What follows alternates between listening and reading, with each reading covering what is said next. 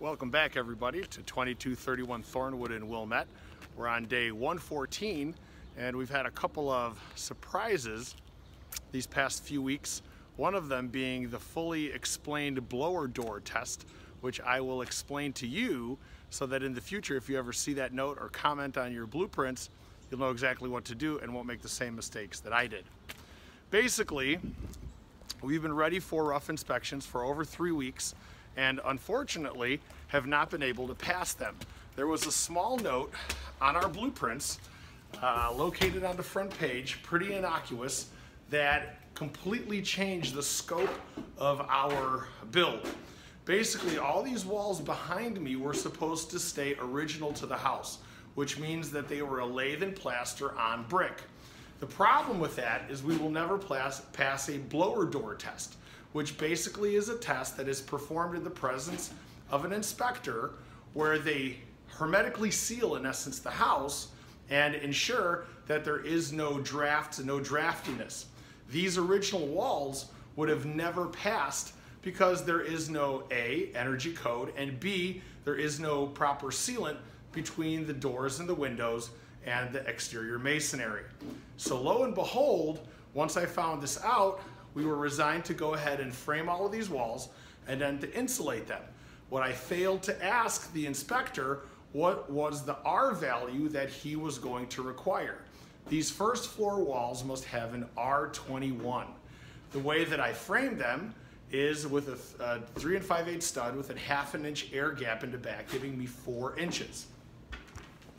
So you can see that here, where we've got 4 inches. I can put my finger back there, 3 5/8 plus 1/2 inch. Well, it's very difficult to achieve that R21 rating with that little bit of a gap. Had I moved the framing over just an inch, which would have not affected our floor plan in general, there would have been no problem to fit the 6 1/4 inch insulation in there. That being said, we ended up having to go back and forth with the inspectors and the insulation contractor, and the entire house is going to have a 1 1/2 inch closed foam insulation on the exterior walls, followed by an R11 bat. So, very costly mistake in terms of time, delays. We've been waiting on the inspectors to come back and inspect, which they have concurrently done. The foam insulation contractor has also been busy, so he's starting tomorrow morning, and this is our first, or our last look, I should say, of the house without the foam insulation being installed. We have taken a few hundred pictures to document the entire process, and as such, we have made sure that in the event that something does go amiss later on, we can easily track it back. So, as you may have remembered, this is the great room, and nothing really has changed. Right where that little workbench is going to be pretty much the kitchen sink. Where the ladder is behind me, you will have the range. In this corner here, directly behind me, is going to be the refrigerator. The rest of this space is going to be a great room. There's going to be a huge, beautiful TV that we're putting as part of our spec on that wall. We have all of the low voltage. You can see some of these curly-Q wires that are hanging all over the house. These are going to be the speakers, volume controls in every room, located right there. Those are volume controls. And all of our baths are finished. Showers, ducts, soffits, everything is ready for drywall. It's been like this for quite some time, but unfortunately, due to this issue, we've had a difficult time getting to where we are now. The lower level has come out fantastically well. So as you may recall, this is the area that we dug down in order to give us 9-foot ceilings. This upper level has 7'4" ceilings, which you can see behind me. And those are usually sufficient, but as I said before, when speccing out a house, you just want to be sure that you're not alienating somebody due to the lower ceiling. So this is where the rec room is going to be. There's going to be a fireplace behind us. You guys can see the flue. This area here is going to have a nice table, and We're going to have a nice big TV located directly below the window. In back of me is going to be the bar. It's going to be a fantastic space for entertaining.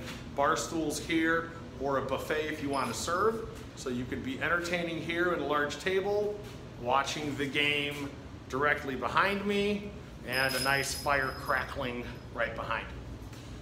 This mechanical room is going to have our new water service, which is going to be installed next week, along with housing all our smart home technology, which are all of these cables coming down behind me. This is going to be a glass door and a rack that you're going to see all of the components, and the entire house is going to be controlled through an iPad, or in the case of this house, 2 iPads, one presumably for each parent or spouse.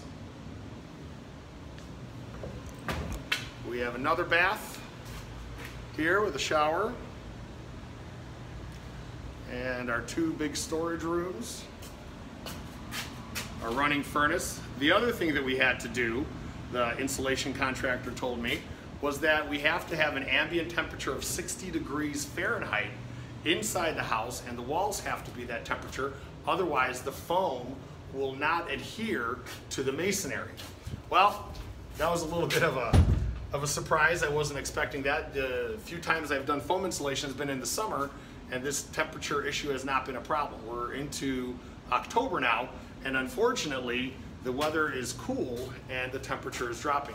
Currently it's about 50 degrees in the house, high 40s, which I'm being told is not going to be enough in order to have this happen. So we had to have the HVAC contractor come in, install the furnace, have the gas turned on, all the gas piping, all the electric had to be done as well, which also took a couple of days. So now I know. The second floor has come out fantastically well. We have 4 spacious bedrooms and 3 full baths with an upstairs laundry. Got this beautiful large hallway and this window wall behind us. Gave us a little bit of a challenge as well with the inspector. They wanted to know how we're going to achieve the insulation factor that we will be required by the energy code, and we had to build these, in essence, seats that are going to get filled in with foam. See, all this is going to get filled in with foam and give us our R value so that he'll pass this wall. So lots of fun, fun, fun. Here we have the master suite, large, beautiful double doors, and a spacious, vaulted, large master suite with 2 closets. Walk-in closet directly behind me, another smaller closet right here. Enough room for perhaps the bed in this location with the TV directly behind us, and then a nice sitting area here underneath the windows. Large walk-in closet.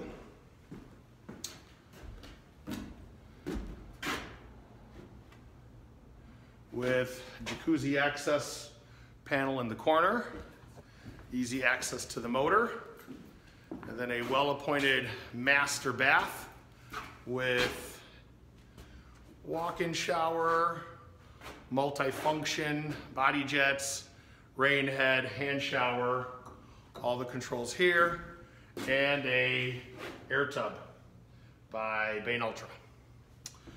So the laundry, which was very important that we fit for me personally, and I'm sure for whoever is going to be doing the laundry in this home, very important that we were able to fit it in up here on the second floor. So as this bathroom, this third bath, tucks in, we're going to be able to put the washer and the dryer nicely here, and then on this wall we're going to have 12-inch deep wall cabinets for storage, and then a nice spacious linen closet here servicing the second floor. Bedroom 3 up here is going to have I'll show you this one. So I was a little bit upset that this bathroom didn't have a window when it's got all this natural light coming in from this stairwell. So right at the top there, we're going to change the framing. I'm going to order a frosted piece of glass in order to bring in some natural daylight into this very high vaulted bathroom, which footprint isn't big, but the ceiling is very high, and as such, gives it a lot of potential, so want to be sure that we're addressing that. Bedroom 4, which is our Jack and Jill, one of our Jack and Jills with bedroom 5.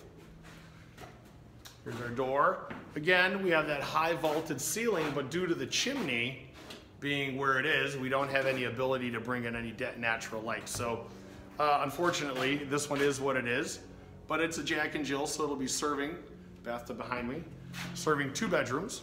And I'm now into bedroom 5, which might end up being an office if they don't need it. It's a great study. It's a great space. Once these windows, the film is taken off, this tree on Thornwood is just right. I mean, it feels like being in a treehouse. It's really wonderful. As we were installing these windows, we needed a piece of plywood just to hold the windows. So we took this radius piece that was being used for the arch, but it actually makes a very nice seat. And I'm actually contemplating building this out exactly in this radius form to create this nice little possible sitting nook. My wife seems to be very interested in trying to find a way for us to develop this idea, this concept that we're going to have in our next home, which is going to have this very comfortable bench surrounded by these bookshelves, these built-ins, and you're just going to be able to sit and have a nice quiet time with a beautiful view. This bedroom is also going to have the ability for plantation shutters here, if it's not a bedroom, overlooking the main entry foyer. Which you can see there's our front door below us.